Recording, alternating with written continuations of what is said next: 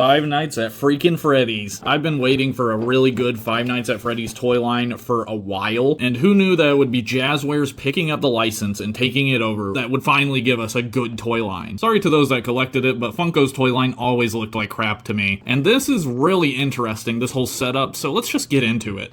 So this is the Endo series, and it's based around these Endo skeletons that have different armor pieces so you can make different animatronics. Now when I first saw these toys online, I was super hesitant about them. What I really wanted was just collector grade figures, and this is Jazzwares collector grade line, but it's also got this weird armor gimmick. But I have to say it actually works really well, and it almost feels like putting together a little super simple model kit. I do have to say the Endo skeleton itself is really cool and pretty articulated, like not insane, but you know, way more than I thought it would be. A waist joint that can just go crazy. But yeah, let's go ahead and armor this guy up into classic Bonnie. Putting it all together is dead simple. There's super obvious little cuts on everything, and bada boom, and now he has a Bonnie belly. Okay, and then the coolest part is obviously the animatronic head pieces. So when you open its mouth, the bottom jaw will also open, which is very cool. And then throw that on there, and there you go. Bonnie. All of a sudden you got Bonnie. Wow. And it looks great too. I mean, looks just like the game. Could use a little bit more texturing,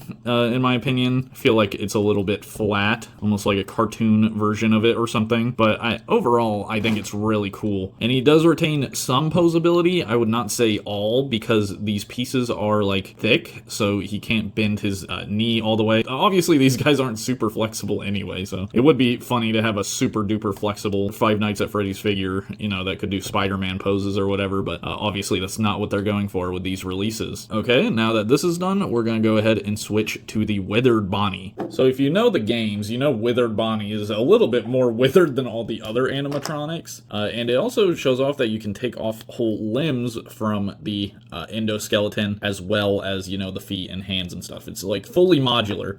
I mean, you can just even pop off the midsection here, so something really cool I didn't realize, and you can barely see it on the camera. They actually painted the insides of his eye sockets red to give that red glowing eye effect that Withered Bonnie has, which is really cool. I did not even realize that. Bonnie with you know, the missing faceplate, missing arm, definitely super withered, but looks really cool. I love the effect it kind of has of like teeth all around the top of the head sort of thing. Really interesting look. Not my favorite. I don't really like the withered looks in general. I much prefer the classic looks. One big issue I do have with the concept of the line though is how much stuff you end up with. Like when I take this guy apart and put together the classic Bonnie, I'm gonna be left with a bunch of withered stuff. Really happy with Bonnie here. Can't wait to get more. But yeah, that's my video on the Endo Series Bonnie.